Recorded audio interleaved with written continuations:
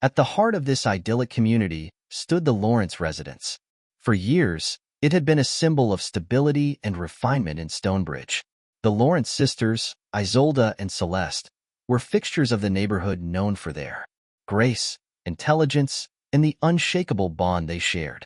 Isolde, the elder by 2 years, was a poised and ambitious corporate lawyer with sharp features and an even sharper wit. Her sister Celeste, a free-spirited artist, balanced Isolde's intensity with her easy charm and infectious laughter. Together, they were a formidable pair, admired and envied in equal measure by those around them. But the delicate equilibrium of Stonebridge was destined to be shattered by the arrival of one man, Alaric Thorne.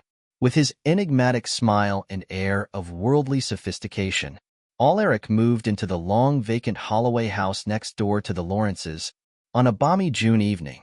Little did the residents of Stonebridge know that his presence would set in motion a chain of events that would culminate in tragedy, forever altering the fabric of their peaceful community. As the summer heat intensified, so too did the rivalry between Isolde and Celeste, their once unbreakable sisterly bond corroding under the acid of jealousy and desire. What began as playful competition would soon spiral into a deadly game, with Alaric as the unwitting prize and Stonebridge as the stage for a chilling tale of betrayal. The Lawrence family had deep roots in Stonebridge, tracing back 4 generations to the town's founding. The parents had raised their daughters, Isolde and Celeste, with a blend of old money, refinement, and New Age philosophies, resulting in 2 remarkably different, yet equally captivating young women. Isolde and Lawrence seemed destined for greatness from her first breath. With her father's sharp intellect and her mother's unyielding determination, Isolde excelled in everything she pursued. By the age of 32, she had already made partner at Stonebridge's most prestigious law firm, her name whispered with a mixture of admiration and trepidation in courtrooms across the state. Isolde's life was a carefully constructed edifice of achievements and accolades. Her wardrobe consisted of impeccably tailored suits. Her social calendar was filled with charity galas and networking events, and her romantic entanglements were as brief as they were calculated. To the outside world, Isolde Lawrence was the very picture of success. But those closest to her sensed an underlying current of discontent, a hunger that no professional triumph seemed able to satisfy. In contrast, Celeste Lawrence burst into the world on a midsummer's night, her arrival heralded by a spectacular thunderstorm. From childhood, Celeste possessed an ethereal quality that drew people to her like moths to a flame. Her laughter could lighten the heaviest of hearts, and her art, vibrant, emotive paintings that seemed to capture the very essence of joy, adorned galleries throughout the region. At 30, Celeste's life was a kaleidoscope of color and sensation. She flitted from one passion project to another, leaving a trail of half-finished masterpieces and broken hearts in her wake. Where Isolde was all sharp angles and cool precision, Celeste was soft curves and warm impulse.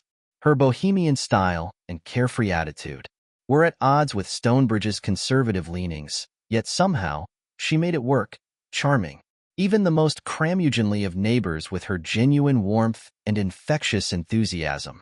Despite their differences, or perhaps because of them, Isolde and Celeste had always been inseparable. They balanced each other. Isolde are providing the stability and focus that Celeste sometimes lacked, while Celeste brought a spark of spontaneity to Isolde's regimented existence. Their sisterly bond seemed unbreakable, a fact that made the events to come all the more shocking to those who knew them. As children, they had been co-conspirators in backyard adventures and shared confidants in teenage trials. As adults, they remained each other's fiercest defenders and most trusted allies. Neither sister could have imagined that anything or anyone could ever come between them. But fate, it seemed, had other plans. The arrival of Alaric Thorne in Stonebridge was like a stone cast into still waters, sending ripples of curiosity and excitement through the community. He appeared one day in early June, driving a sleek black Audi that purred down Maple Street with feline grace. As he emerged from the car, The neighborhood. Watch. A group of retirees who spent their days cataloging the comings and goings of Stonebridge. From their porch swings, leaned forward in unison, eager for a glimpse of their new neighbor. Alaric did not disappoint. At 35, he cut a striking figure. There was something almost cinematic about his presence, as if he had stepped out of a noir film and into the technicolor world of Stonebridge. Rumors about Alaric's past spread through the community like wildfire. Some said he was a tech millionaire, taking a sabbatical from Silicon Valley. Others whispered that he was a novelist, seeking inspiration for his next bestseller. The truth, as it turned out, was equally intriguing. Alaric Thorne was a former war correspondent turned humanitarian aid worker who had spent the last decade hopscotching across global hotspots. Stonebridge, he claimed, was to be his refuge, a place to heal and write his memoirs. The Lawrence sisters first encountered Alaric separately, each meeting leaving an indelible impression. Isolde, out for her morning run, nearly collided with him as he emerged from the local coffee shop. Their eyes met over the rim of his steaming cup, and for a moment, Isolde felt a flutter in her chest that had nothing to do with physical exertion. Celeste's introduction came later that same day. As she was setting up her easel in the park, Alaric, out exploring his new surroundings, stopped to admire her work. His insightful comments on her use of color left Celeste both flattered and intrigued. Tyther's sister realized, as they recounted their encounters over dinner that night, that they had just met the man who would change their lives forever. The seeds of rivalry between Isolde and Celeste were planted innocuously enough, nurtured by the subtle competition that had always existed between them. At first, their growing interest in Alaric manifested in small ways. Isolde began taking her morning runs past his house with increasing frequency, while Celeste found reasons to paint in the park near his regular walking route. As summer progressed, both sisters found themselves unconsciously vying for Alaric's attention. Isolde, typically reserved in social situations, made an effort to engage Alaric in intellectual discourse whenever they crossed paths. She regaled him with tales of her most challenging cases, her gray eyes alight with passion, as she detailed the intricacies of corporate law. Alaric, to her delight, proved to be an attentive and insightful listener, often drawing parallels between her legal battles and the geopolitical conflicts he had witnessed. Celeste, meanwhile, approached Alaric with her characteristic warmth and spontaneity. She invited him to local art exhibitions, introducing him to Stonebridge's small but vibrant creative community. On lazy Sunday afternoons, she would often spot him reading on his porch and would bound over sketchbook in hand to share her latest inspiration or to cajole him into being her impromptu model. Alaric, for his part, seemed to genuinely enjoy the company of both sisters, oblivious to the growing tension between them. He found in Isolde a kindred intellectual spirit, someone who could match his wit and challenge his perspectives. With Celeste, he rediscovered a sense of joy and wonder that years of witnessing human suffering had nearly extinguished. Rivalry might have remained friendly, a mere undercurrent in the sisters' relationship had it not been for the annual Stonebridge Summer Gala. The event, a black tie affair held at the town's historic mansion, was the social highlight of the season. Isolde and Celeste had always attended together, a united front amidst Stonebridge's elite. This year, however, each sister extended a separate invitation to Alaric. When Alaric arrived at the gala, looking dashing in a perfectly tailored tuxedo, the Lawrence sisters' faces fell in unison. He greeted them both warmly, seemingly unaware of the silent battle of wills taking place before him. As the evening progressed, Isolde and Celeste took turns monopolizing Alaric's attention, each trying to outshine the other. Isolde dazzled him with her knowledge of wine, guiding him through a tasting with the expertise of a seasoned sommelier. Not to be outdone, Celeste swept Alaric onto the dance floor, her natural grace making even his awkward steps seem charming. By the end of the night, a palpable tension had settled between the sisters. As they watched Alaric drive away, each lost in their own thoughts, they realized that something fundamental had shifted in their relationship. The easy camaraderie they had always shared was now tinged with an edge of competition, a silent acknowledgement that they had become rivals. In the pursuit of Alaric Thorne's affections, as summer gave way to autumn, the rivalry between Isolde and Celeste intensified, their every interaction with Alaric becoming a calculated move. In an increasingly complex game, the sisters, once inseparable, now found reasons to spend time apart, each hoping to encounter Alaric alone. Isolde, ever the strategist, began orchestrating chance meetings with Alaric. She adjusted her schedule to coincide with his daily routines, casually bumping into him at the local farmer's market or the quaint bookstore on Main Street. During these encounters, she would engage him in deep conversations about his experiences in war-torn countries, drawing parallels to her own battles in the courtroom. Isolde's keen intellect and sophisticated charms seemed to resonate with Alaric, and she reveled in the moments when his eyes would light up with interest at her insights.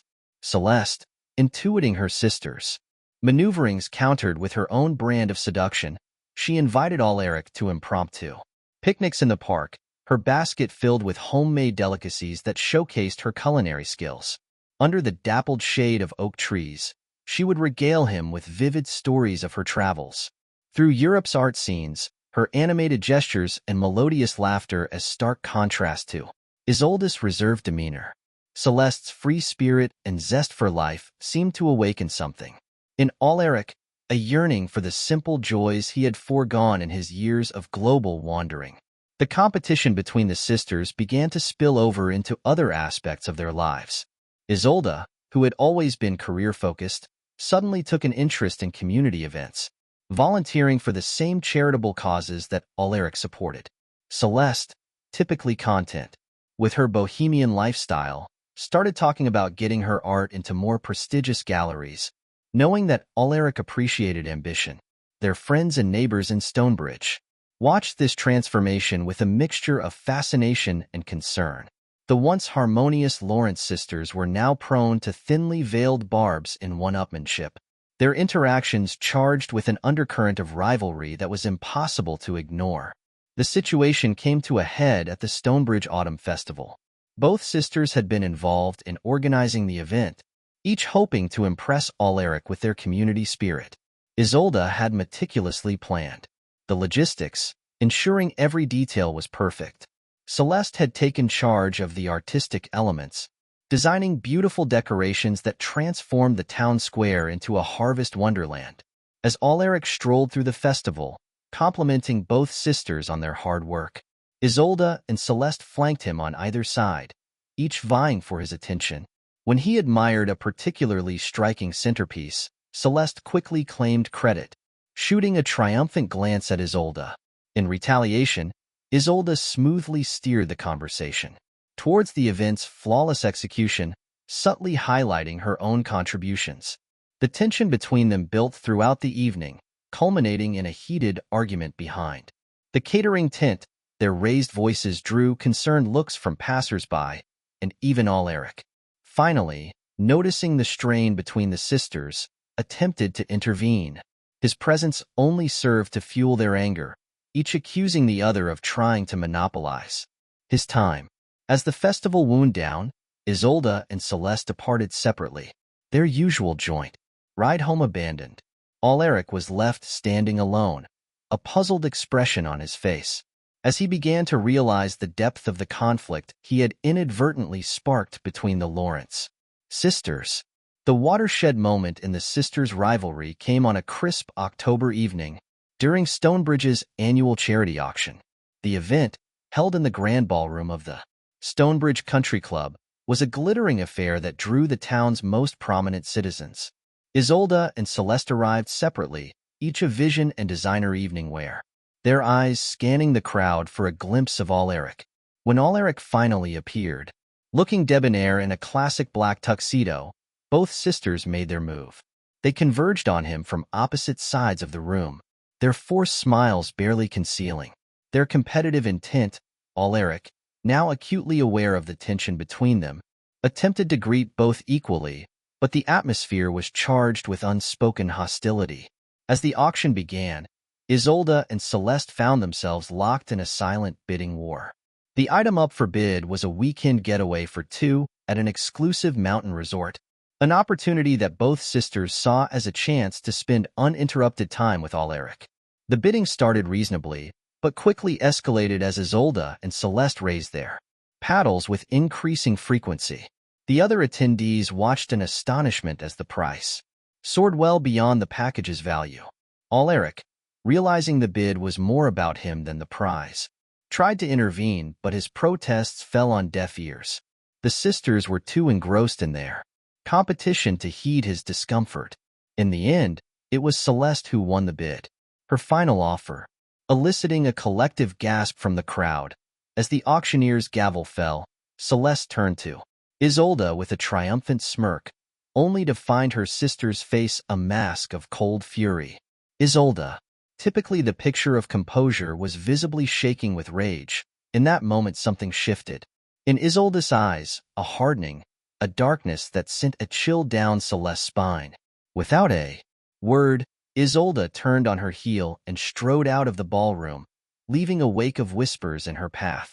Alaric, witnessing this exchange, finally grasped the full extent of the sisters' rivalry. He approached Celeste, his face etched with concern, and gently suggested that perhaps it would be best if he kept his distance from both of them for a while. Celeste, her victory suddenly hollow, could only nod mutely as she watched him walk away. As the evening drew to a close, the residents of Stonebridge buzzed with speculation about the Lawrence sisters' very public falling out. Little did they know that this was merely the prelude to a much darker chapter in the sisters' story. In the days following the charity auction, Isolde retreated into herself. Her usual routines abandoned in favor of long hours spent alone in her home office.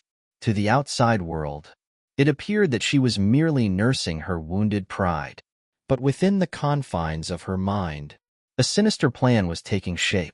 Isolde had always prided herself on her self-control, her ability to compartmentalize emotions and approach problems with cool logic, but the humiliation of losing to Celeste, coupled with the fear of losing Alaric, had cracked her carefully constructed facade.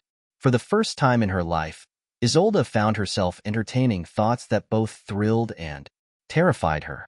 At first, these thoughts were relatively innocuous. Fantasies of Celeste falling ill or encountering some minor misfortune that would keep her away from Alaric. But as the days wore on, fueled by sleepless nights and an increasing sense of desperation, Isolde's imagination took a darker turn. She began to contemplate scenarios in which Celeste was permanently removed from the equation. These thoughts, initially shocking in their intensity, gradually became more palatable. As Isolde's mind worked to justify them, she convinced herself that Celeste had always been the favored sister, the one who effortlessly captured attention and affection, while Isolde had to work tirelessly for every scrap of recognition. In her distorted reasoning, Isolde began to see Celeste not just as a rival for Alaric's affections, but as the embodiment of everything she had ever resented in life. Every setback, every disappointment, every moment of self-doubt, Isolde now attributed them all to Celeste's mere existence. The turning point came on a rain-soaked evening, as Isolde sat in her darkened living room, a glass of wine in hand. Through the window, she caught sight of Celeste and Alaric, sharing an umbrella as they walked down the street. Their heads bent close in intimate conversation. Something snapped inside Isolde at that moment. The last vestiges of sisterly affection crumbled away, replaced by a cold, hard resolve. It was then that the idea of an accident first took root in Isolde's mind, an unfortunate incident that would rid her of Celeste once and for all, leaving the path to Alaric clear. As lightning illuminated the room, Isolde allowed herself a small, chilling smile. She was after all an expert in constructing airtight cases. Surely she could craft the perfect crime.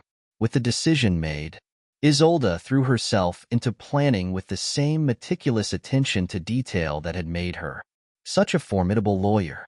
She approached the task of eliminating her sister with the clinical detachment of a chess player, plotting several moves ahead, her first step was to establish an alibi. Isolde began to cultivate a more visible presence in the community, volunteering at the local animal shelter and joining a book club. She made a point of being seen and heard, creating a network of witnesses who could vouch for her whereabouts and character. Simultaneously, she embarked on a careful study of Celeste's routines. Under the guise of reconciliation, Isolde began to spend more time with her sister, noting her habits, her schedule, and most importantly, her vulnerabilities. She paid particular attention to Celeste's daily jog through Stonebridge Park, a solitary ritual that Celeste had maintained for years. Isolde's research extended beyond her sister. She spent hours poring over medical journals and forensic reports, learning about accidents that could appear natural, yet be orchestrated. She became an expert in the effects of various substances, their detectability, and their ability to mimic natural causes of death. To cover her tracks, Isolde used public computers at the local library to conduct her more questionable searches, always careful to clear the browsing history afterward. She made discreet purchases from different stores across town, accumulating the materials she would need without raising suspicion. As her plan crystallized, Isolde encountered several close calls that threatened to derail her scheme. Once, while she was mixing a concoction in her garage, a neighbor dropped by unexpectedly. Isolde managed to conceal her work just in time, her heart pounding as she chatted casually over coffee. Another time, Celeste nearly discovered a notebook where Isolde had jotted down some incriminating notes. Isolde managed to snatch it away, passing it off as a draft for a sensitive legal case. The incident served as a stark reminder of the need for absolute caution. Despite these near misses, Isolde's resolve never wavered. If anything, the close calls only served to sharpen her focus and refine her plan. She became adept at maintaining a facade of normalcy, playing the role of the dutiful sister and respected community member while secretly orchestrating Celeste's demise. As weeks turned into months, Isolde's plan evolved into an intricately woven tapestry of deception and calculation. Every detail was accounted for, every possibility considered and recalculated. In her mind, it was no longer a question of if she would act, but when. The opportunity Isolde had been waiting for finally presented itself on the eve of Stonebridge's annual marathon, an event in which Celeste had enthusiastically participated for years. With a sense of grim satisfaction, Isolde realized that the stage was set for her carefully choreographed accident to unfold. The morning of the Stonebridge Marathon dawned bright and clear, a perfect day for running. Isolde awoke early, her nerves humming with a mixture of anticipation and dread. She went through her morning routine with mechanical precision, each action carefully planned to establish her alibi. At 7:30 a.m., Isolde arrived at the marathon starting line, clipboard in hand. She had volunteered as a race coordinator months ago, securing herself a visible role in the day's events. She greeted fellow volunteers with a smile that didn't quite reach her eyes, her gaze constantly scanning the growing crowd for a glimpse of Celeste. Celeste arrived at 8:15 a.m. She waved enthusiastically at Isolde, any lingering tension between them seemingly forgotten. In the pre-race atmosphere, Isolde waved back, her stomach churning as she thought of what was to come. As Celeste warmed up, Isolde made her way to the water station at the 5-mile mark, where she had been assigned to distribute refreshments to the runners. This position was crucial to her plan. It allowed her to be seen by numerous witnesses, while still giving her access to the race route. The starting gun fired at 9 o'clock a.m. sharp. Isolde watched the sea of runners surge forward, her eyes fixed on Celeste's retreating form. Then, with a deep breath, she turned her attention to her duties, handing out cups of water with mechanical efficiency. At 9:47 a.m., Isolde excused herself, citing a need for a bathroom break. Instead, she hurried to a secluded spot along the race route just before a sharp turn that led into a wooded area. Here, she retrieved a small vial from her pocket and carefully spread its contents, a nearly invisible, highly slippery substance, across a patch of the path. Returning to her post, Isolde resumed her role, her heart racing as she awaited Celeste's approach. At 10:23 a.m., she spotted her sister rounding the bend towards the water station. Celeste was making good time, her face set in determination as she reached for a cup. Their eyes met for a brief moment as Isolde handed Celeste the water. In that instant, a flicker of doubt passed through Isolde's mind, a last vestige of sisterly affection. Crying out in protest, but it was too late to turn back now. Celeste continued on, oblivious to what lay ahead. Isolde watched, her breath caught in her throat as her sister approached the treacherous patch of ground. Time seemed as slow as Celeste's foot made contact with the slippery surface. The accident unfolded exactly as Isolde had planned. Celeste's foot slid, her ankle twisting at an unnatural angle. Her momentum carried her forward, sending her careening off the path and down a steep embankment. The sound of breaking branches and a muffled cry echoed through the woods, followed by an ominous silence. For a moment, Isolde stood frozen, the reality of what she had done crashing over her. Then snapping back to her senses, she raised the alarm. Her anguished cries for help convincingly real as fellow volunteers and paramedics rushed to the scene. Isolde played the part of the distraught sister to perfection, her eyes brimming with tears that were not entirely feigned. As Celeste's motionless form was carefully lifted onto a stretcher, Isolde felt a strange mix of horror and relief that deed was done. Now, all that remained was to see her plan through to its bitter end. The news of Celeste Lawrence's tragic accident sent shockwaves through Stonebridge. The vibrant artist, beloved by many, had suffered severe head trauma and multiple fractures in her fall. She lingered in a coma for 3 days before succumbing to her injuries, leaving the community in mourning and disbelief. The initial investigation into Celeste's death was cursory. Given the public nature of the event and the presence of numerous witnesses, the police were inclined to view it as a tragic accident. Isolde's performance as the grief-stricken sister was flawless, her composed exterior cracking just enough to reveal glimpses of raw emotion that seemed genuine to all who saw her. In the days following Celeste's funeral, a somber affair attended by what seemed like the entire town, Isolde threw herself into managing her sister's estate. She handled the tasks with her usual efficiency, all the while playing the role of the bereaved sibling to perfection. The first thread in Isolde's carefully woven tapestry of deception came loose 6 months after Celeste's death. Amelia Thornton, a junior associate at Isolde's law firm, was tasked with organizing old case files when she stumbled upon a peculiar notebook hidden among Isolde's papers. Curiosity piqued. Amelia flipped through the pages, her eyes widening. As she realized the sinister nature of its contents, the notebook contained detailed notes on various poisons and their effects, along with what appeared to be a meticulously planned timeline. While no names were mentioned, the final date corresponded chillingly with the day of Celeste's fatal accident. Unsure of what to do with this information, Amelia confided in her boyfriend, Detective Lucas Reeves. Reeves, a by-the-book officer who had always felt uneasy about the quick resolution of Celeste's case, saw this as an opportunity to reopen the investigation. He began by quietly re-examining the evidence, paying particular attention to details that had been overlooked in the initial inquiry. A breakthrough came when Reeves interviewed Martin Holloway, a retired chemist who lived near the accident site. Holloway recalled seeing Isolde near the wooded area shortly before Celeste's fall, despite Isolde's insistence that she had been at the water station the entire time. This discrepancy, coupled with the suspicious notebook, was enough for Reeves to dig deeper. As the investigation progressed, more inconsistencies in Isolde's story came to light. Security camera footage from a nearby convenience store showed Isolde purchasing unusual combinations of chemicals in the weeks leading up to the marathon.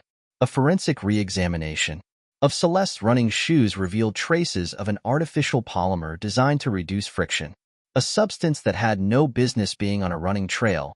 Perhaps the most damning piece of evidence came from an unexpected source. Alaric Thorne, racked with guilt over his role in the sisters' rivalry, came forward with a series of text messages from Isolde. The messages, sent in the heat of their competition for his affections, revealed a level of animosity toward Celeste that bordered on obsession. As the pieces of the puzzle fell into place, the true picture of what had transpired on that fateful day began to emerge. Isolde's carefully constructed alibi began to crumble under the weight of mounting evidence. The final nail in the coffin came during a search of Isolde's home office, hidden behind a false panel in her desk. Detectives discovered a vial containing traces of the same polymer found on Celeste's shoes, along with a series of detailed notes outlining the plan to stage an accident during the marathon. Faced with the overwhelming evidence against her, Isolde's composure finally shattered. At a moment of desperation, she attempted to flee, leading police on a tense car chase through the streets of Stonebridge. The pursuit ended at the very spot where Celeste had fallen, with Isolde's car skidding off the road in a cruel twist of irony. As she was led away in handcuffs, the mask of the grieving sister fell away completely. The residents of Stonebridge watched in shock, as Isolde Lawrence, once a pillar of their community, was revealed to be the architect of her own sister's demise. The arrest and subsequent confession of Isolde Lawrence sent shockwaves through Stonebridge, shattering the town's idyllic image and forcing its residents to confront the darkness that had lurked beneath the surface of their community. The courtroom drama unfolded like a twisted mirror image of Isolde's legal career, with the once respected lawyer now sitting at the defendant's table, her impassioned plea of temporary insanity, citing the extreme emotional stress of her rivalry with Celeste, fell on deaf ears. The jury, comprised of many who had once admired her, took less than a day to return a guilty verdict. She was sentenced to life in prison, without the possibility of parole.